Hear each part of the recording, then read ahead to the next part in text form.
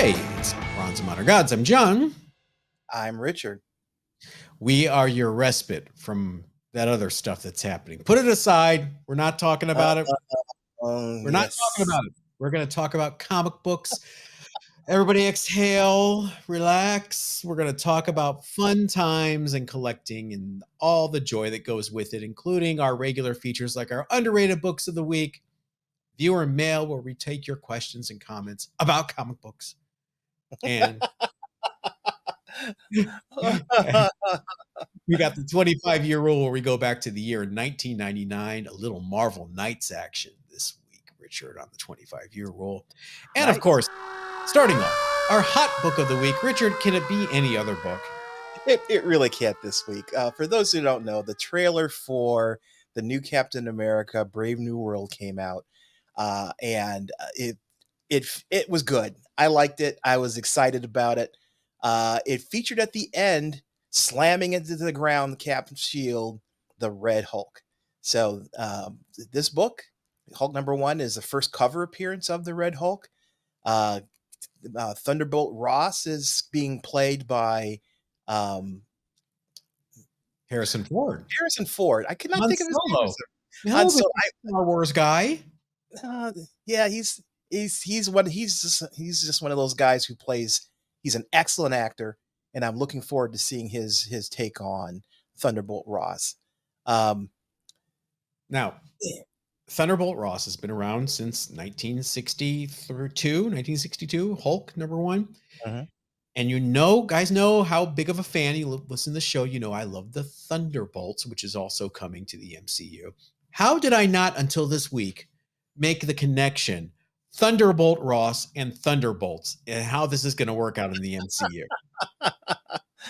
Yeah, that's going to be, it could be great. I think this is going to be, I'm hoping this is going to be a resurgence in the quality of movies that Marvel makes. I mean, it didn't seem to be pandering. It didn't seem to be having an agenda. I'm really looking forward to this, and it's maybe Thunderbolts the movie is also going to be that way. So let's hope this is a sign that Marvel has taken a look at their recent history and has made course corrections, and we're going to see a better MCU because of it. I'd love to know what everybody else thinks. Please leave comments. Let us know if you saw the trailer, what do you think about it?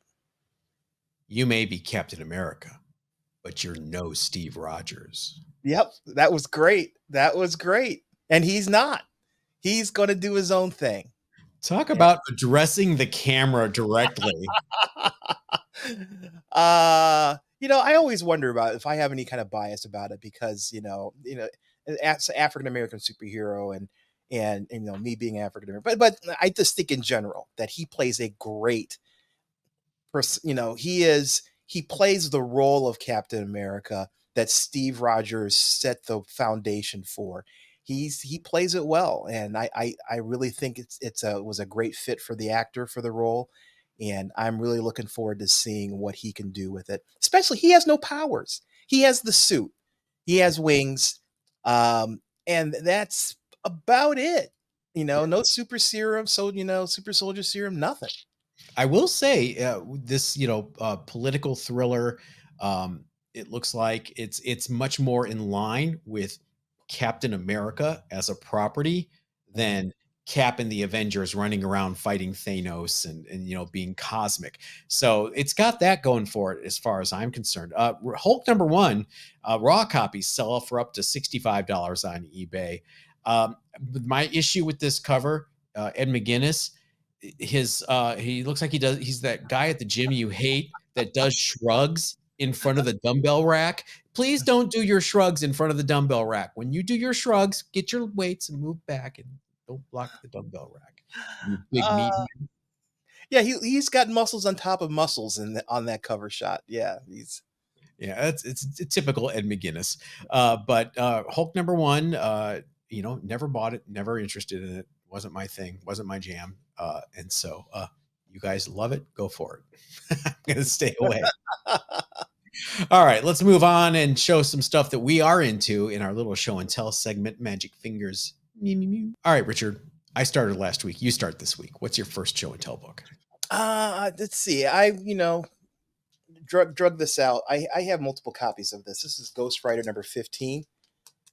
This great cover. This is a glow in the dark cover. I wish I could demonstrate it, but if you leave it out in the sun and then rush to the bathroom and close the door, you'll see his skull glow. It's one of those '90s comics that there's a lot of gimmicks and a lot of strange things. I just have always liked this cover. I think this is the second print too. That's the gold second printing for sure. Yeah, yeah, this is a second print. So the first print has a different color scheme than this one, but it's great. All right, if you had that in a UV protected case and you took it out in the sun to charge it, would it Ooh, charge? that's a great test. That actually is a great test. Your viral video, you UV protector company, is not free. You must pay me for that idea. All right. I have a theme. You know, I love a theme on show and Okay. tell. What do you got? All giant size. Marvel's giant size line from the 70s. Mhm, You know it from giant size X-Men, but there was a whole line of giant size comics, mhm. including one of these, giant size Avengers #1. Interesting because Steve Englehart was writing Avengers at the time, and this was scheduled, and Roy Thomas was editor in chief, and he elbowed his way in and says, "If it's an Avengers #1, I'm writing it." And I guess that caused a little drama back then. Wow. So, it's Roy Thomas. So what's he do? Talks about the Golden Age, brings back Miss America and the Wizard and the All Winners Squad. Bleep, bleep, bleep, bloop.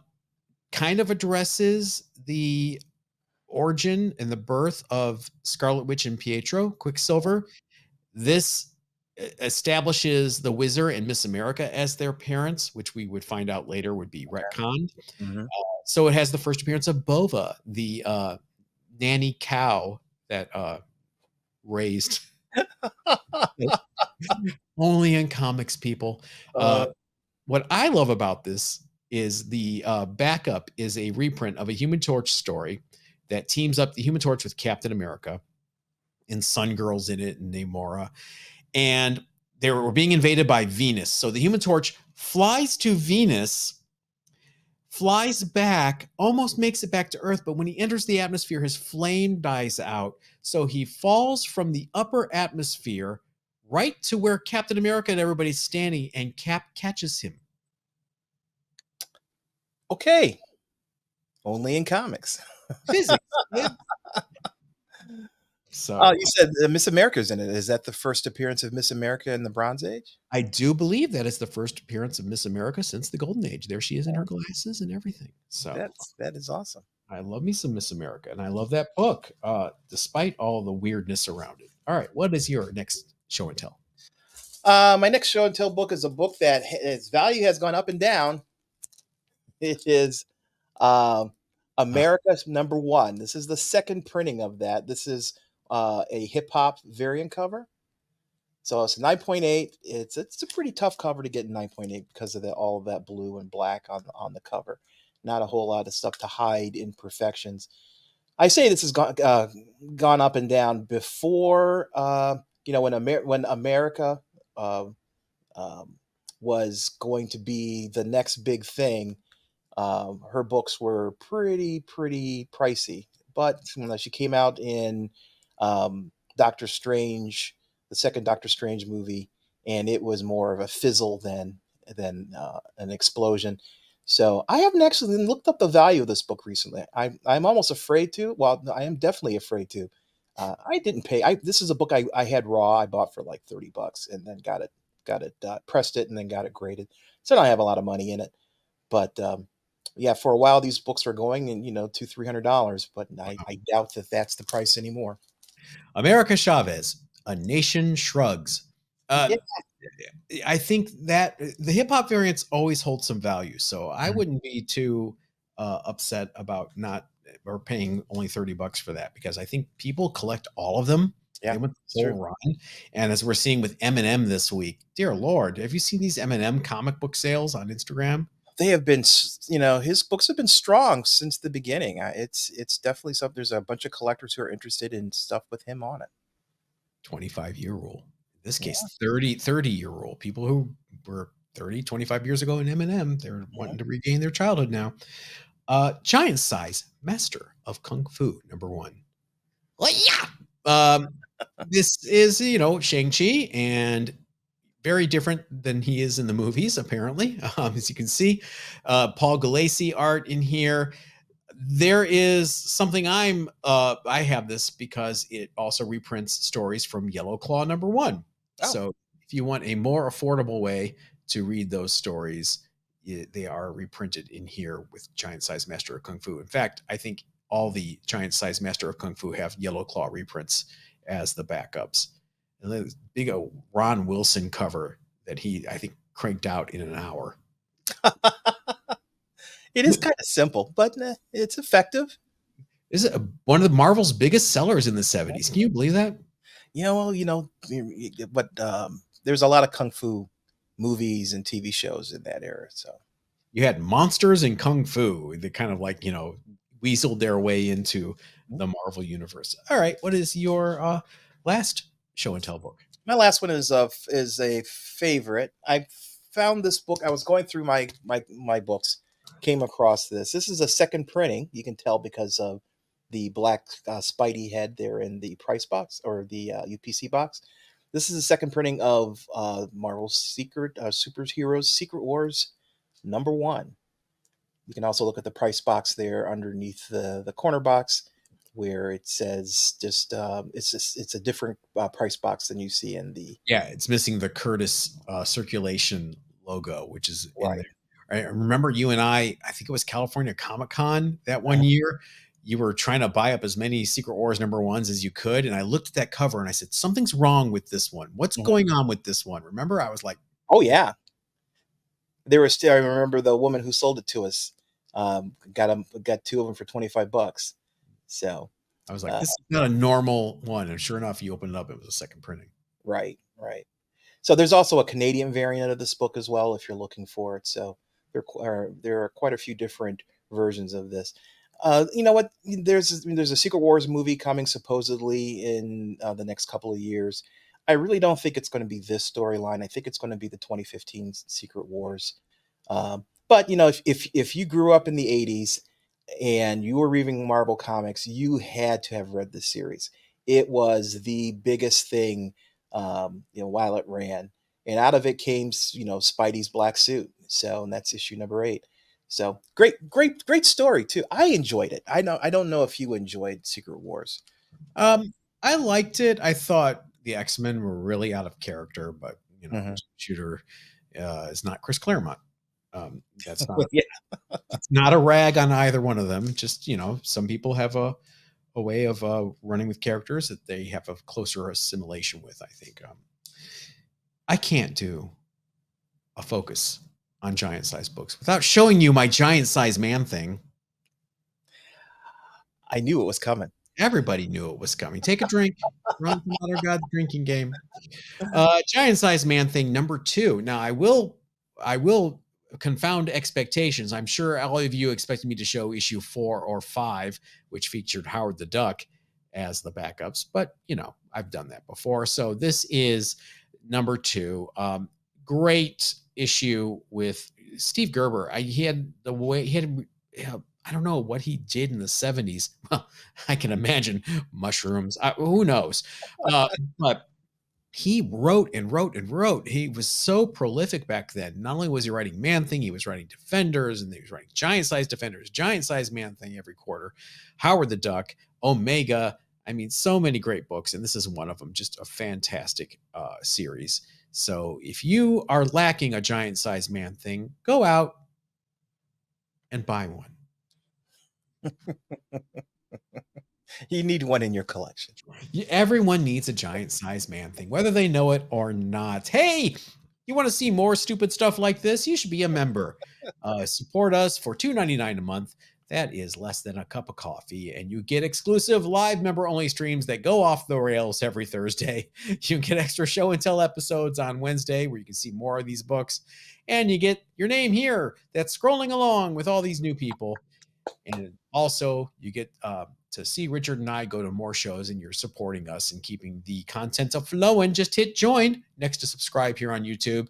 If you're not on YouTube and you're on the podcast, come over to YouTube, say hi, and hit join on any of the videos on the button next to subscribe. And then we're going to move on to everyone's favorite segment, yours and mine. It's viewer mail. You've got mail. My first piece of viewer mail comes from the Jack of Hearts. I hope it's a reference to the superhero. I always liked his costume. Yeah. It's super detailed. We're talking about Riverdale and how it was good or not, back and forth. Jack of Hearts says, Riverdale was good in my opinion for the first couple of seasons. It went off the rail afterwards. I'm trying to think of a theme that they didn't incorporate into the show. Cults, time travel, apocalypse, Archie getting it on with a young Miss Grundy, most characters falling in love with other characters every other week, breaking up with said character and going back to being besties, characters turning on and off romances every week, boxing matches between Katie Keene and K.O. Kelly appear, gang fights, lost siblings returning, alternate realities, one parent suddenly written in as a serial killer, all characters waking up one day and it's 1950s again, one parent putting a hit out on Archie, and one parent putting a hit on another, etc. Yeah, the whole series was quite the trip. In addition to Riverdale, you need to check out Sabrina too. Jack of Hearts, if you're talking me out of this, you're doing a really bad job. I want to watch Riverdale now. Oh man, this sounds like the ultimate CW show. It sounds like Melrose Place. Melrose Place, it was like at first it was like, grounded in reality. Then you get Kimberly blowing up the entire complex, and then they let her move in when they rebuild it. Why not? She's not going to do anything rad. She's Kimberly. She's cured now. Riverdale, I'm going to start watching it, I think. Let's get to comic books. What is your first piece of viewer mail? My first piece is from Planet Lang. I started with Teenage Mutant Ninja Turtles #2, talking about turtles. Still have them all. Just got the mag size ones back from CGC. Sadly, I never did get a #1 first print. Also got all the knockoffs: Hamsters, Nat Rat, the Dark Nat Returns, but of course, Cold-Blooded Chameleon Commandos for life. Oh, dear Lord. And of course, I have a full run of Valiant, Defiant, and Broadway. Hats off to my favorite YouTube channel, bringing up great memories of books I have not thought of in forever. Gonna head to the vault and pull them out.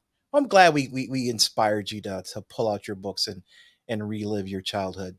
Yeah, I started off with #2 as well. I never got a #1 back in the day.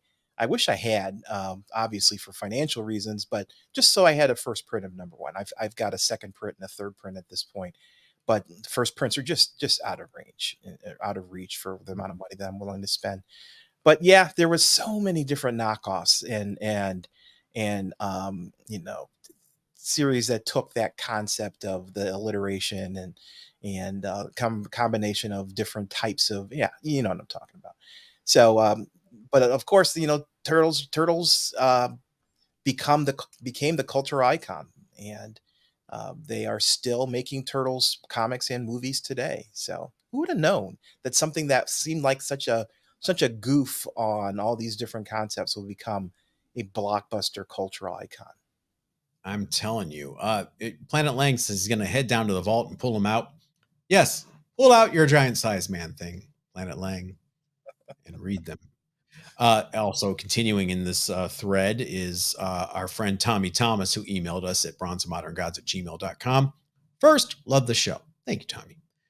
Second, I listen to current episodes weekly and older episodes daily. I started at episode 1 and currently up to mid-year 2022. I heard you mention TMNT copycat comics on your recent episodes, and while looking through my collection, I found this gem. Preteen Dirty Jean Kung Fu Kangaroos. Just wanted to make sure you add this to the TMNT influenced comics. Keep up the good work. Happy collecting. Thank you, Tommy. All right, Richard. A few things about this book. Look at the cover. Do you recognize it? I do not. I have never heard of it. Oh, I see it reminds me of Chaykin? Yeah, Howard Chaykin. And I don't know. Is that American flag or is that Times Squared that is cover as a homage? I Well, believe that it's gunk, gunk, gunk, gunk at the bottom looks yeah, like American flag kind of yeah. uh, an homage to that. And That's fun. also sorry, go ahead. Oh, I hadn't caught that connection until you had mentioned it. Yeah, I hadn't until I really studied it, and it's also by Lee Mars. I Okay. believe Lee Mars did Mars. Am I remembering that right, everybody? Tell me if I'm wrong. And if you look at the bottom right, there is a cameo by the Turtles by Peter Laird. Oh, wow. And right there where it says Mhm. plus, an extraordinary sort Wow. of but critical appearance of the Teenage Mutant Ninja Turtles by Peter Laird. This is probably an underappreciated, underrated book. Thank you, Yeah. Tommy Thomas, for letting everybody know. And Blackthorn Publishing too. That's Famous for Roach Mill. right. I loved Roach Mill. And Gina in 3D for you. There. Okay. All right. What is your next piece of your mail? My next piece is from Albert C136. I remember on my day off from work, I would catch a half-hour bus to a certain arcade that had a gauntlet machine where I would spend hours playing Gauntlet. I played it so much that I got to a point where I spent 75 cents and would play for about 8 hours on that 75 cents. Holy. Yeah. Arcade One Up has a three-player arcade cabinet that has Gauntlet, Joust, and Rampage. All three games Mm. true to the arcade. And I was thinking, uh, and I was, I think, in a three-quarter size cabinet. I bought mine many years ago, and you could probably find a used one on eBay for not much money. Yeah, there is a whole industry of people producing arcade cabinets in various sizes that fit on a countertop, so you can have it as part of your bar, three-quarter size, full size. A lot of them now are just run like John was talking about Raspberry Pi. Mhm. They run Raspberry Pi as an operating system. There's a number of emulator software that they can run to have literally thousands of games that you can have at your fingertips. Um, and they're fun. I mean, it's interesting because they bring that nostalgia, like playing Gauntlet. That you can sit there and you can play it, and you have that nostalgia for the first 5 minutes, and then you realize how poor the graphics are, and how brutal the timing is for your multi-decade um, reflexes. It was so much easier when you were 10 years old. That's what dip switch settings are for, Richard. I prefer not to impair my game, but some games are just impossible to play nowadays. Um, it's the reflexes that you need to have are just I just don't have them anymore. So, but they're fun. They're a fun piece of history, and I enjoy watching other people play them. All right. My next piece of viewer mail is from one of our members, James Reeves, who is referring to our live streams. Hey guys, missed the live show again, this time because I had to travel to Long Island for work. I did get to do one comic related thing while I was there, though. Photo attached. Richard, our friend James, got to visit Joe Simon's grave. Look at Mhm, that. Co creator of Captain America, mhm. Joe Simon, of Simon and Kirby fame. I'm shocked the gravestone doesn't mention that. Yeah, that's interesting. I mean, if you were responsible for creating one of the most iconic Americana symbols ever in pop culture, I would put that on my tombstone, please. You know, when people say, "Hey, I want that on my tombstone," this is literally, I want that on my tombstone. But look at the order of priority. This tombstone has the fact that he fought in the Second World War, Whatever. that he was a devoted husband and a loving father, and then there's just no more room. So Fine. No. Captain America co-creator should be number one. All right. But James, I will say, for all the reasons to miss a live stream, that's a good one. We're gonna let you sure have. is. All right. What is your last piece of viewer mail? My last piece is from Doc Reasonable. I love that name. We're talking about my age. Explains everything. Yeah, 60 is just a number, a very, very big number. Just kidding, Richard. I hit it nearly 2 years ago, and my life has never been better. Yeah, it's funny. It's a trade off. You trade, you know, the ability to wake up without being in pain. Well, not pain, but you know what I mean. um, and experience and knowledge, right? You trade your youth for that experience, and I look at life differently than I did when I was 10, 20 years old. So, and I can't say that I regret my new perspective on life. I think it's more informed than it is or was when I was younger. So there are a lot of benefits to getting older. I hope to stay older as opposed to the alternative. Right? But yeah, and John, we were talking about having a celebration for my birthday, and you and Rafa are invited if we decide to do something interesting. So, Like what?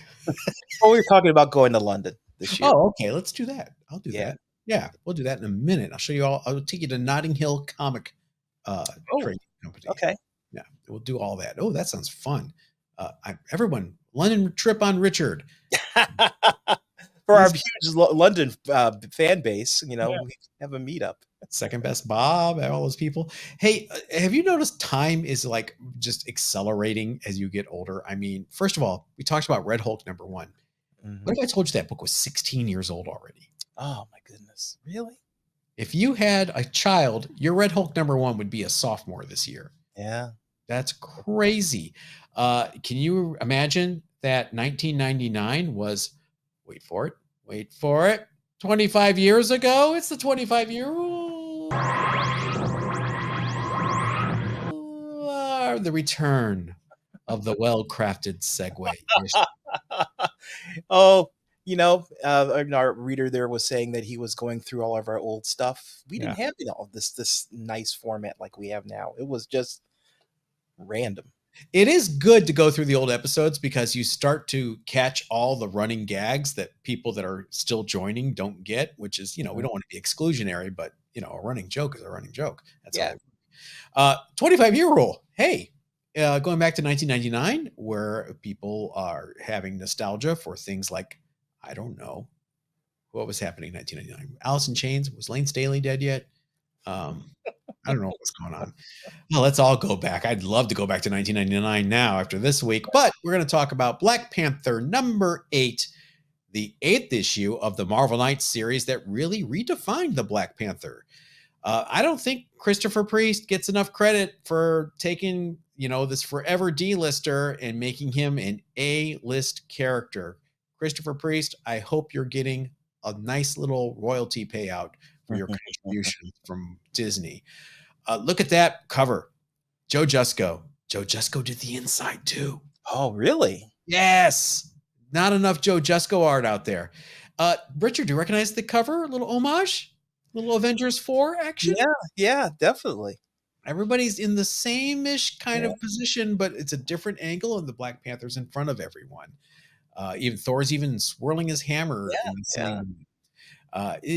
I liked this Avengers team. You had Wonder Man, you got your Firestar there, Iron Man, Justice. Is that Justice in the back? I think. Um, if you haven't read this run, do yourself a favor, do it. Read it digitally. It's about 55 issues long, all written by Christopher Priest. It's fantastic.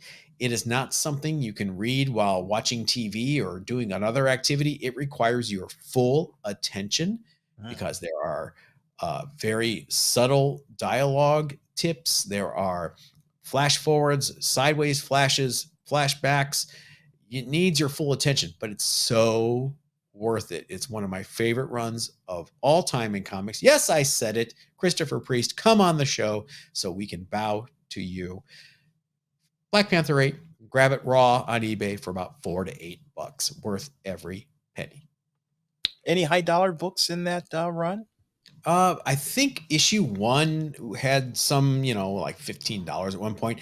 There is a Deadpool crossover that had a very low print run that goes for a bit, but other than that, not really. You can, I don't know if you can get a lot from eBay or something, but they're tough because near the end of the run, there was less than 20,000 being printed. So good luck. Read it digitally. Read it. Just read it. I want you to read it as we move on to our underrated books of the week. I swear you've picked this recently, but go ahead. No, I did not. I know I didn't pick this recently. Okay, because we I, talked about this. yeah, this is okay. It's X-Men 143. Marvel 1981. It's the last Byrne issue on the X-Men run. This is a Kitty in Peril, I call it, issue. And I think we talked about a different Kitty in Peril issue other than this one. Um, anyway, so it's Kitty Pride versus Alien, or the Nagari demon from X-Men 96 in reality. But look at it. It looks like the villain from, the alien from Alien, the movie. She fights this demon who breaks into the mansion, and she, uses her powers, and she flees from this thing, basically destroying the whole mansion in the process before finally killing it with the Blackbird's engines. Full engines kind of stops this thing. But this is it's a Christmas issue. It's the issue where Kitty Pryde first kisses Colossus. There's a little bit of foreshadowing there. And Nightcrawler kisses Mariko, who is Wolverine's boo, and nearly gets killed because Wolverine goes into a berserker fury. I miss those days. I thought it was a nice end to Byrne's run. Ending it at the end of 141 and 142. I would have been difficult because that whole story arc was so powerful. You needed kind of some denouement to kind of calm down from it. So this was a nice way of ending his run. This book isn't that pricey. You can get raws on eBay for $10, which I think is just a bargain. And the whole Burns run was just such important books and great art, and Claremont story with them. I thought they made a great pair. The 9.8 for this book's last sold for $161 this month. So it's easy. It's not, like I said, not a very expensive book, but I think it's a great book to have in your collection. A couple of things about this book. Notice the cover is not by John Byrne. No, Terry Austin by himself again. Wow. Because I believe it's 142 with with Wolverine and the Sentinel. That was also by Terry Austin by himself. This is by Terry by himself as well. She's got the Byrne lips, so I just immediately assumed it was Byrne. But yeah, if you look closely at the cover, it says Terry Austin. So I wonder if Shooter was something good to know. Yeah, I wonder if Shooter was just screwing with Byrne at that point, like rejecting covers for various reasons. I know we've talked about this because I've talked about it ad nauseum about how Chris Claremont just completely ripped off the storyline for Aliens for this issue. Yeah. I mean, it's shameless, but it's a cool capper. Did you notice Angel was part of the team again in this end of the run? After Cyclops leaves in 138, the Angel is part of the team. I wonder if that was like some edict from Shooter that you must have an original X-Man on the team because fans will expect it. I don't know, because Angel didn't do anything. Angel never does anything until he turned to Archangel. He flies. Yes. All right. My underrated book this week is something that I think a lot of people just forget about. We love talking about our 80s indies here. So we're going to keep it on with Americomics #1 from AC Comics 1983. This is the first Americomics title, which is what AC stands for. This is the brainchild of Bill Black. You got a great George Perez cover, a little good girl art happening there. Yeah, you love it. Well, this is the beginning of all that good girl art, because this is the company that would bring you FemForce in just a couple of years. Do you know FemForce is being published to this very day, Richard? Is it really? They are on Who's publishing it? By Americomics, AC Comics, Bill Black. Still, they've been around since 1983. They are currently on issue 202 of FemForce, which would be, if they were monthly, they'd be way past Larson at this point on Savage Dragon. But the fact that they're still around since 1983 is amazing. Yeah. Now, this is where. Yeah. Go ahead, please. Oh no, I was going to comment on FemForce, but that has nothing to do with this comment. Go ahead. Well, that's why I brought it up, because this is what started the whole shebang of what. Tell me about FemForce, Richard, because I'm ignorant. No, FemForce is one of those books that I always bought because of the cover, Mhm. but I can't honestly tell you I remember reading it. I bought like the first, I don't know, 20 issues of that series, um, just because of the covers. Um, but it wasn't a book that I sat down and read like X-Men. As soon as it came out, I was reading it in the car kind Yeah. of thing. I want to give them their props. That's why I picked it this week. This is a company that came out same time as First Comics and Kamiko and all those other 80s indies, and they've made it. They've made it through the rain, Richard. They've made it through highs and lows. That is impressive. That is really, really impressive, especially in this market, to be an independent publisher and still putting out a long running series like this. Kudos to them. God bless Good Girl Art. Americomics #1 will run you anywhere from $5 to $7 on eBay. Now, here's the heartbreak. A CGC 9.8 sold in 2021, the height of the comic boom, for $25.